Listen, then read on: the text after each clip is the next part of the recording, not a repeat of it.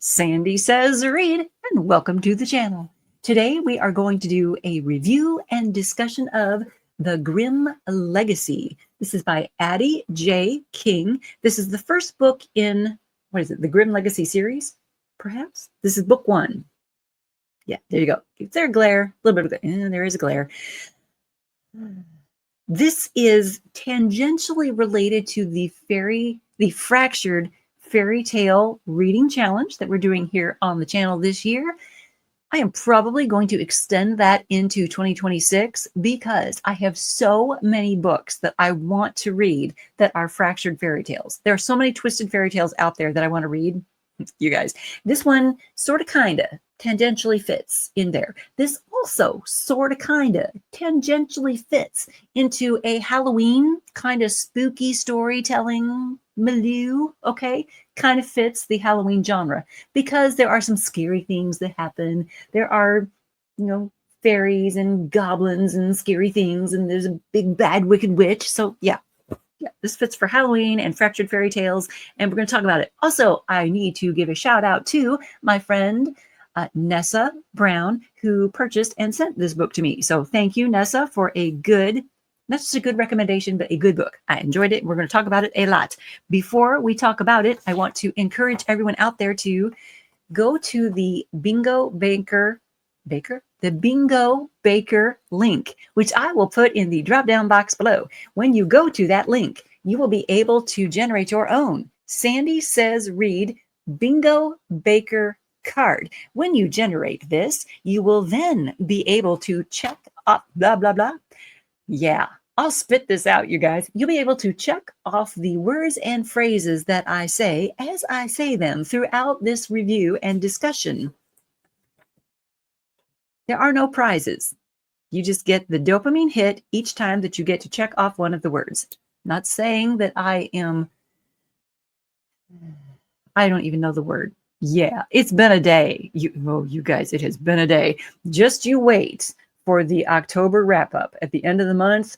Holy schmoly, we had some things to talk about, but today has been a day. Also, I want you guys to see my cute little ghost. Isn't he cute? He's flipping you off. Can I get that? Can you? Oh, you can't see him flipping you off because it's all white and stuff. Okay. Trust me, this cute little ghost, he's got it there. You can see his little fingers. Yeah. Isn't he great? I think that's adorable and cute. A ghost that flips you off. He's going to sit right back there and flip us off through the whole video. Okay. On we go with the Grimm Legacy. You guys, if this random mayhem and chaos is great, please subscribe to the channel. Please welcome your friends to subscribe to the channel too. This is a booktube channel where we do book reviews, book talks, booktube tags, and all that good bookish stuff. Let us dive into the book review, and we start with the specs, as we usually do. The specs for the Grimm Legacy. This is by Addie J. King. It was copyright in 2015 by, I cannot pronounce this, Laconial Press, Laconial Publishing, Laconial. If I were going to say it in Spanish, it's Laconial Publishing, LLC. The cover art is by Melinda Timpone. Apparently, I can't pronounce anything this evening. You guys, I'm telling you, it has been that kind of day. The editor is Kathy Watness. This particular version is 254 pages. It is written in first-person point of view, past tense. That first-person point of view is from our main character, Janie Grimm. And we're going to start with the back cover, as we do. It is reverse type, so just bear with me. Okay. Once upon a time, Janie Grimm thought she led a normal life, but within the first week of law school, she's started losing her mind. Her father just died. Her stepmother, Evangeline, is evil. Her professors already hate her, and a frog named Bert keeps talking to her. Then there's her growing attraction to the accident-prone Aiden, who tries to explain magic murdered her father, and it was trying to kill her too. Janie learns her father's death was due to a fairy trying to restore the magic bound by Janie's ancestors, the brothers Grimm. Now the target of this fairy's bid to regain power, Janie has only the protection of the mysterious holder of the legacy, the members of the Fables organization, and the promises Evangeline made to Janie's father before his death. But will it be enough? And I want you to look and see that the Fables organization, it's an acronym. Glare, Fables. Can you see that? There you go. You can also see that my fingernails are yellow. It's because I was cutting up turmeric for my birds. Okay, you guys. All right, let me see. I want to mention, before we dive into the Sandy synopsis, I want to mention memory changes things. Yeah. In this story, we learn that our main character, Janie, has like memory gaps. There are big swaths of time from her childhood that she no longer can remember. There are things that she remembers that maybe she's remembering incorrectly a little bit, right? She's learning this and she's trying to fill in those gaps as we go through the story, and especially toward the climax and the ending of the story. And I'm not going to give spoilers. I'm not going to spoil this for you. I mean, it was published in 2015, so it's been a hot minute, but this is, Laconial Publishing is an independent publishing house. So I don't know how many people out there are familiar with this, and I want to recommend it. So I don't want to give things away. So I'm not going to give spoilers. I hope I'm not. I'm going to be careful not to give big spoilers away as we go through this. Okay. But I do want to mention that this memory gaps thing is happening. And as I was reading it, I realized, we humans have this memory issue that comes up. And I'm not talking about dementia. I'm not talking about, end of life diseases that take memory from us. I'm talking about actual just memory hiccups that happen with human beings. If you pay attention to the Behavior Panel, which is a channel here on YouTube, the gentlemen in that panel have talked a lot about, how memory changes over our lifetimes. Each time that you talk about or relay a memory, it changes a little bit. Some little piece of it will alter. I think it's Greg Hartley, and here's my memory altering this. I think it's Greg Hartley who has explained this very well in some of the sessions that the guys have done. I mean, they do a thing like every Thursday afternoon, right? But he has explained it. I will try to paraphrase this without totally screwing up. But when you describe something that happened to you when you were 15, and you talk about, going to prom, and you talk about, an event that happened at prom.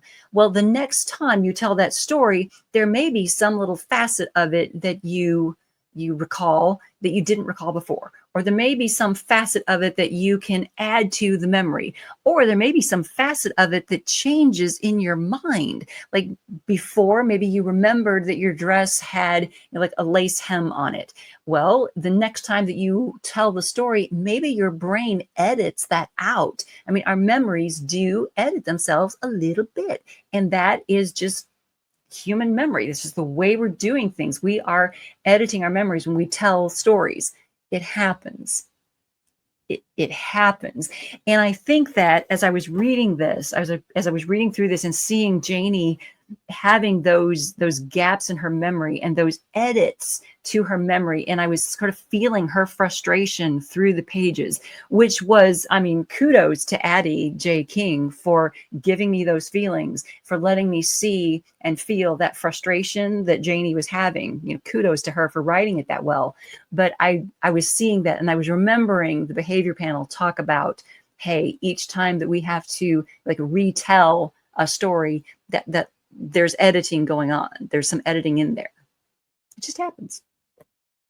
Okay, so let's dive into the synopsis. The Sandy synopsis.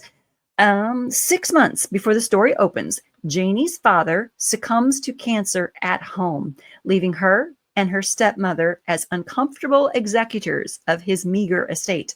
His estate is basically a set of iron trunks full of his research papers and trinkets.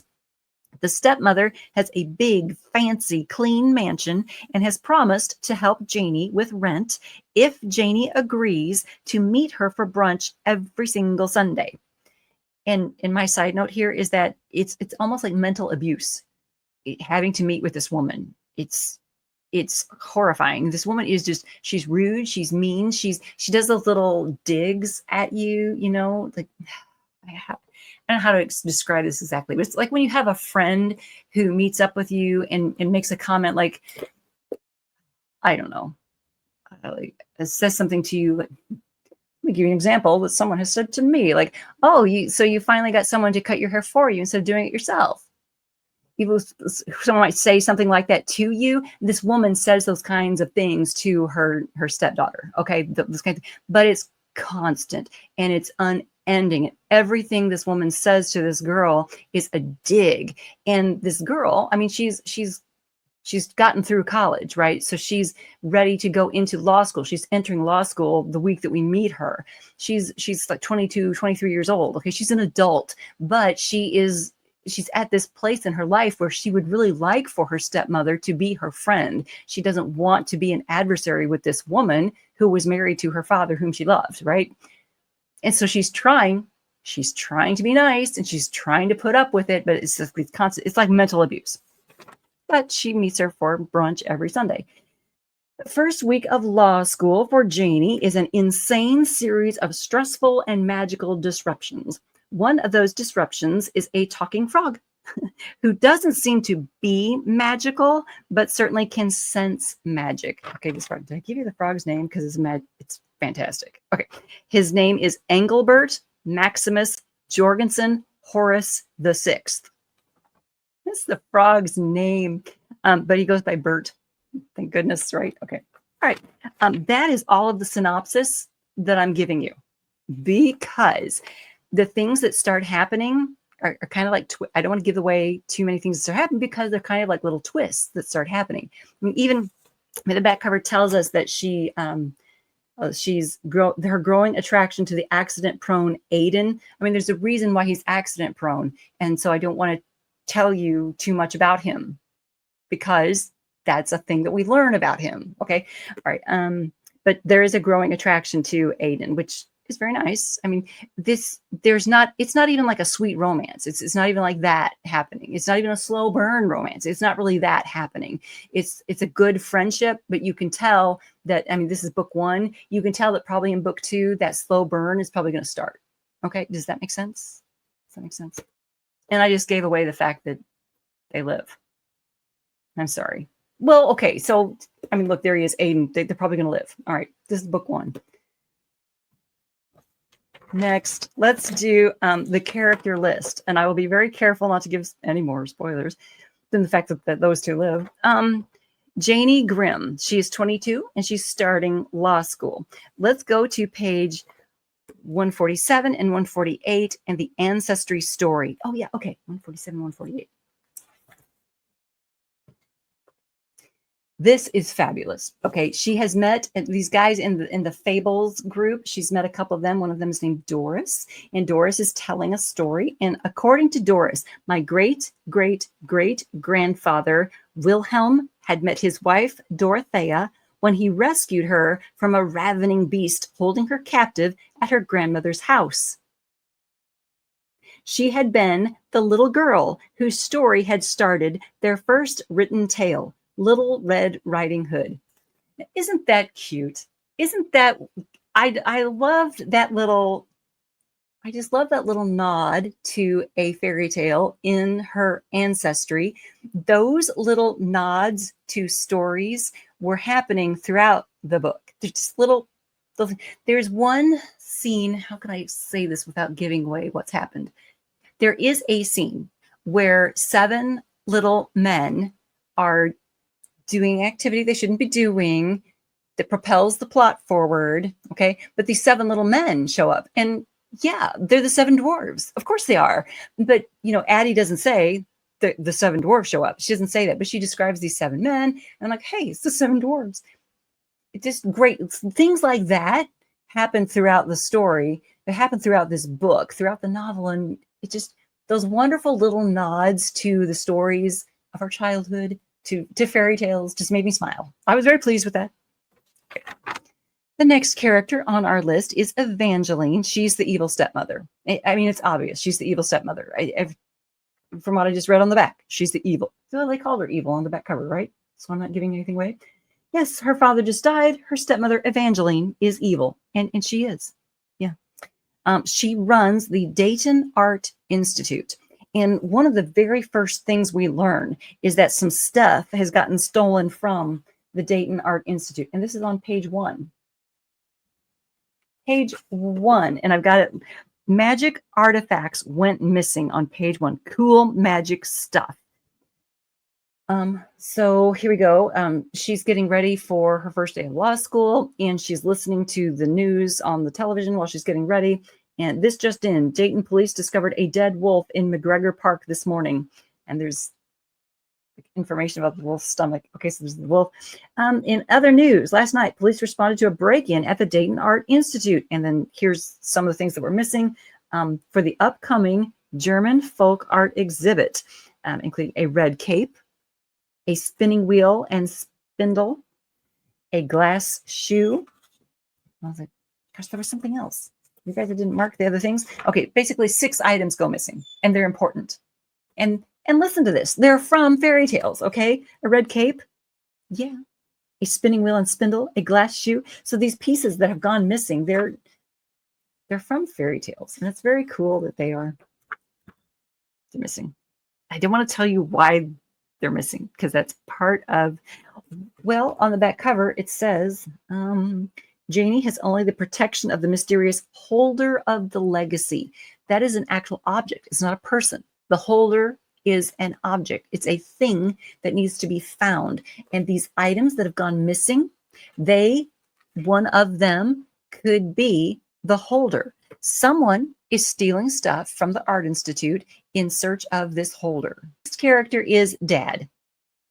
Even though he is not in this novel because he passed away 6 months before the novel begins, he is an important character to the story. The father is an important character for so many reasons. You guys, I can't even explain. But anyway, he became ill immediately after marrying Evangeline. And come on, that's a red flag. Okay.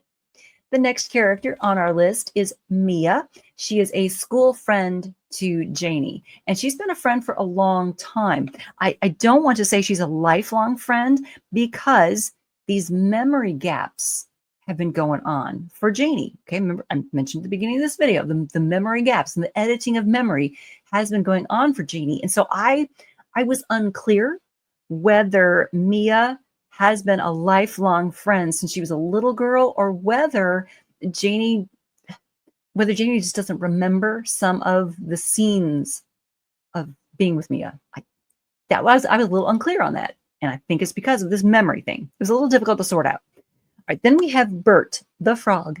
Bert used to be a prince, and he got cursed. So now he's immortal. Like he's not supposed to be able to die.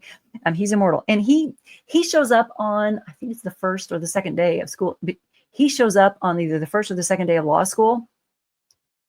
He's like in her backpack speaking. He's saying things, but he's in the backpack so where no one can see him. We just hear his voice saying stuff. And everyone is like, who said that? Who said that? And we're looking around the room like, who said that? And Janie is like, I think I'm losing my mind because I'm hearing this voice. And she's so thankful that other people can hear a voice too, because she thinks she's losing her mind. Yeah. Anyway, she ends up taking the frog home because, of course, he's in her backpack.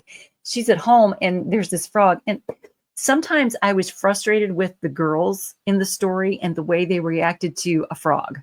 I'm like, it's a frog. I think frogs are great. I think frogs are wonderful. Personally, myself, I live in Florida, and when there's a frog like on my window, I will go outside and I will boop the snoot. Yeah, boop, boop his little nose, boop your snoot, and the frog will jump away because frogs don't like it when you boop their snoots. But I think frogs are great because I'm weird. But this little frog, Bert, when Janie and Mia see this frog, their reactions are very negative. They're like, oh my God, it's a slimy frog. Ew. Like, well, that's kind of a shame. Poor frog. Anyway, they do end up being friendly to him because he's a nice frog. And he can talk. All right. We also have characters. We have Aiden. We mentioned Aiden on the back cover. He is He is quite clumsy. Okay, accident prone is a good way to describe him. He is a waiter at the restaurant where Janie and Evangeline have brunch every Sunday. So he is aware that they've been meeting every Sunday. He knows this. Like he has a record of the fact that they've been meeting every Sunday. Put that under your hat. Hang on to that.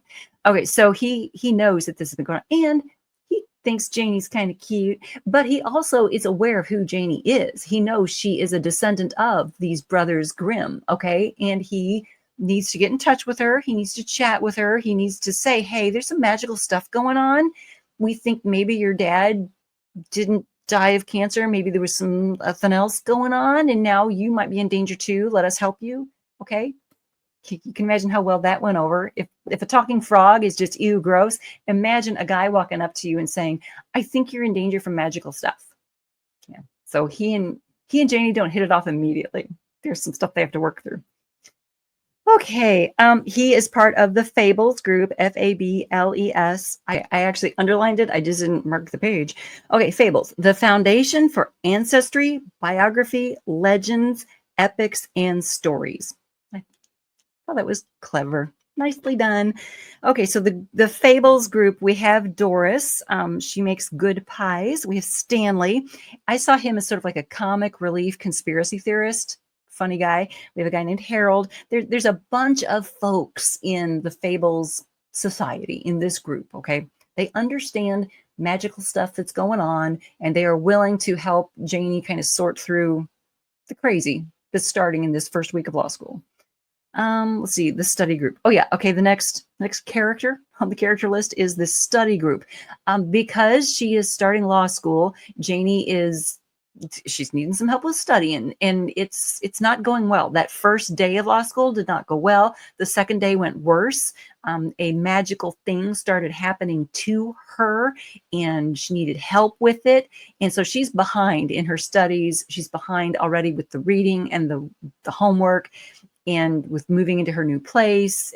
She's behind and she's struggling. And Mia is trying to help her, but it's just her and Mia. So there's like a small group of people. I wrote down their names, right? There's Mia, Janie, Leanne, Mike, and a guy named David. So these guys, they all decide, hey, let's all form a little study group. We'll meet on like Wednesdays and Sundays. And so like Sunday after the brunch that she has with Evangeline, she's going to have the study group come over to her place, and they're all going to meet and study and go over things. And they're doing this on Wednesday nights too. So yay, they're going to help each other as a study group. The guy named David, he's actually dating a lady with a child. So he basically says that he has a kid. He kind of insinuates the kid is his kid. He insinuates he has a child, so he needs to do babysitting and stuff too. So he's not always able to make it to a study session. Like that Wednesday study session, he's like, I gotta go, I gotta take care of my kid, and off he goes. So he's a little sus. Yeah, but there you go. There is that's our character list. Those are all our characters. Those are the characters who matter. Okay, there's extras around, but those are the ones who stand out as important to get to know as we go through our story. There are some cool magic things that Addie includes in the story that I think I can talk about without giving anything away. Just some little cool extra elements she included that I thought were noteworthy. So let's go to page 46 and look at one of those. And those are the pixies. There is a thing that happens where Janie needs to go into this other realm. So Aiden takes her through a portal into this other realm, and there are these little pixies that they light up. They sound very cute, okay? And Aiden is talking to her, and he says, most pixies end up as slaves in the fairy courts. These are the ones we've freed, and they've sworn to keep our secrets in exchange for our protection. They'll carry messages back to us. In fact, you can tell a difference between our free pixies and the slave-held ones. These shine brighter than the ones still in servitude. Our council thinks it's because they're happier with freedom. And of course, that makes sense, right? Makes total sense. But I like this little piece that's in here. These cute little pixies who are so cute, and they buzz around a little bit, and I mean they're like aware of Janie's presence in their realm, and there's something pretty and cute and tiny about them. And I like that they shine brighter than the ones still in servitude. There is a brightness to them that the sad ones don't have.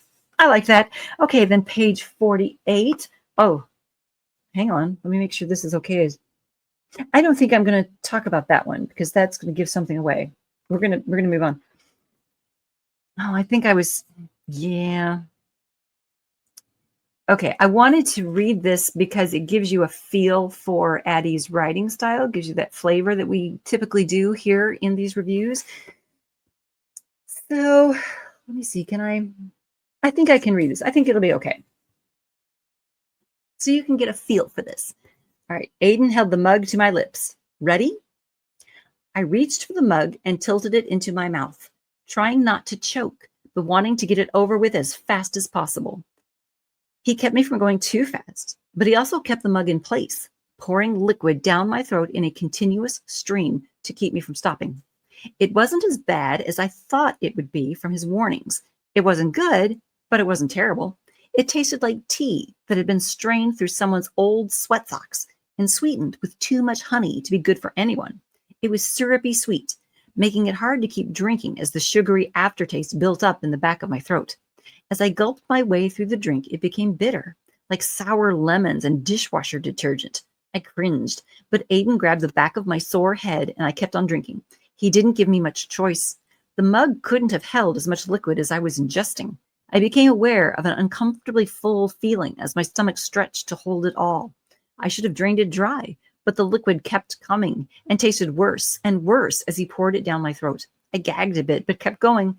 It became salty and thick, and I felt like I was gulping hot tar, but I didn't want to have to start all over and do it again now that I knew just how bad it tasted.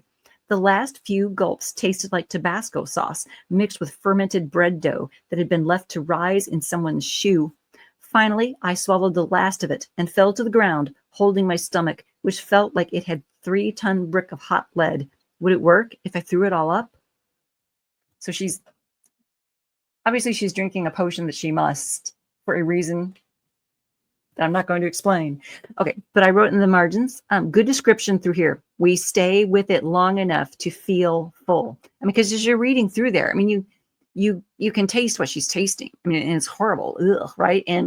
But you feel that full feeling along with her because it just keeps going and keeps going. It's like, oh, geez, stop. Yeah, but you don't get to stop. She doesn't get to stop. You don't either. Yeah. All right. Let's see. Page 140. Oh, you guys, page 141. This is a really nice touch that she included in here. 141 is the scent of magic. You guys, in this world that Addie has built, magic is all around us. And if you're attuned to it, you will smell the magic. But each person smells it differently. Yeah. Okay. I stepped through the portal, following Aiden, and suddenly I smelled musty pages and cheap peppermints. My stomach clenched and my knees crumpled under me. I cried out, and Aiden grabbed my arm to keep me from collapsing. It was a smell I missed, the smell of warmth, of home, of comfort and love. It was the smell of my father. I'd forgotten how much that scent had comforted me when I was a kid after a hard day at school, after I'd fallen off my bike and skinned my knees, after I broke up with my high school boyfriend. And I wrote up here, cool concept. The scent of magic for her smells like her father. It reminds her of her father. It smells like, what was this? Musty pages and cheap peppermints. That's what her dad smelled like. So the scent of magic is something precious to you. So if pumpkin pie is a precious scent to you, if it brings back precious memories to you, then the scent of magic, when you encounter magic out in the world, the scent of pumpkin pie will come to you. For her, when she encounters magic, the scent of musty pages and cheap peppermints will come to her. And isn't that great? Isn't that cool? I thought that was wonderful. And then page 64 is our frog friend. Let's see what I have for our frog friend. Oh yeah, we have, like I mentioned a minute ago, when Janie first encounters this frog, when she first discovers it's a frog that's talking to her, she's like horrified. She's grossed out. She doesn't like frogs. They're scaly and slimy and gross and whatever. they do start to develop a friendship. Bert and her, they start to develop a friendship. And Bert understands magic and he can explain magical things to her. So he's useful. And they just start to develop a friendship. A friendship is forming. And Addie does not say a friendship was forming. She doesn't like spell it out and tell it to us. She shows it to us. And on page 64, that is happening. Bert tried to hop from the coffee table to the couch beside me, and he fell. His skinny frog legs were way out of proportion to the rest of his body and couldn't catch the weight of the rest of his body. He didn't act like he was injured, but I could tell his pride was hurt. I reached out to help him right himself and tried not to make a big deal out of it. I wondered if he'd ever gotten used to the idea that his frog legs weren't the same as the human legs he used to have. He looked upset, or at least as upset as a frog can look. But after a moment or two to figure himself out on my lumpy couch, he settled and looked me in the eye. I get that, Janie. I really do. But you still don't understand just how serious this could be. Blah, blah, blah, blah, blah, blah. Yeah. And I wrote out here, nice showing the friendship growing. Yeah. And at one point, she buys him beer at the grocery store. Like she's on a very limited income. Okay. She's got no money. She's a college student, a law student at that. And she goes to the grocery store to get a couple things. And she buys a 6-pack of beer for the frog because he's always asking, don't you have beer? Isn't there beer in this house? So she buys him beer because she's starting to develop a friendship with this little frog. And I thought that was sweet. Okay, you guys, I'm not going to give away any other things that happen in the story. Hopefully I've given you enough of a taste of things that are going on in the story to let you see it's fun. It's good. There's a mystery to it. Thumbs up for a tangential fractured fairy tale for our Fractured Fairy Tales series. Thumbs up for The Grimm Legacy by Addie J. King. Thank you for tuning in.